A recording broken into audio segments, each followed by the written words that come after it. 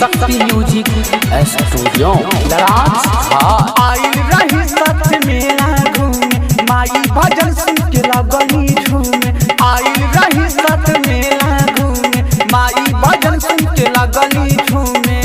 खात के रैली छोला, खात के रैली छोला, दादी आई के ठेला पे दुल्हन है रागली मोर सीता धाम के मेला में। दुल्हन भुला गई मोर सीता धाम के मेला में। आइल रही सच मेला घूमे, माई भजन सुन के लगनी झूमे। आइल रही सच मेला घूमे, माई भजन सुन के लगनी झूमे। दुल्हन है रागली मोर सीता धाम के मेला में। दुल्हन भुला गई मोर सीता धाम के मेला में।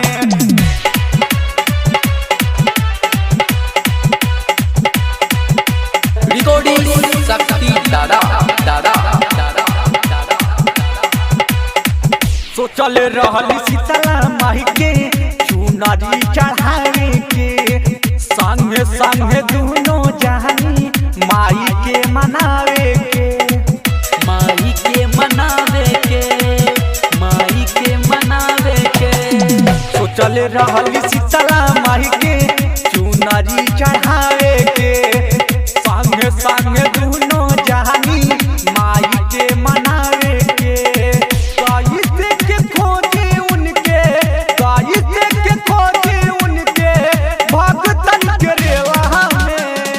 दुल्हन है रागली मोर सीता धाम के मेला में। दुल्हन भुला गई मोर सीता धाम के मेला में।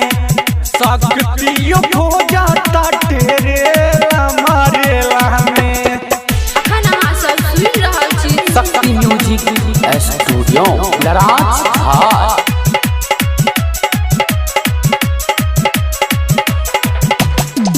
कैसे के अकेले अब घरे हम जाई।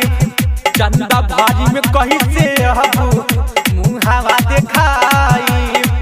गोलुआ दिखाई, गोलुआ दिखाई।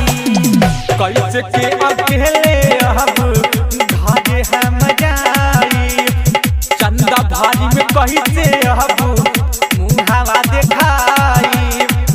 थक गई खोजत खोजत, थक गई खोजत खोजत हम ठेली ठेला में।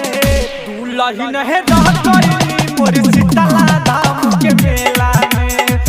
दुल्हन भुला गई मोर सीता धाम के मेला में। खोजले विजय देखा निजामाबाद के मेला में। शक्ति म्यूजिक स्टूडियो लराज।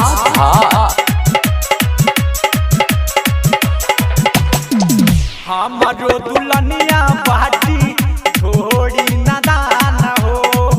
खोज खोज गोलू भैले माई परेशान हो। माई परेशान हो, माई परेशान हो। हमारो दुल्हनिया बाटी थोड़ी नादान हो। खात के मिलनी कुल्फी, खात के मिलनी कुल्फी, शक्ति के ठेला पे। दुल्हन भेटा गईली मोर सीता धाम के मेला में। धनिया भेटा गईली मोर सीता धाम के मेला में। शक्ति जी खोज दिहल निजामाबाद के मेला में। धनिया भेटा गईली निजामाबाद के मेला में। रिकॉर्डिंग शक्ति दादा।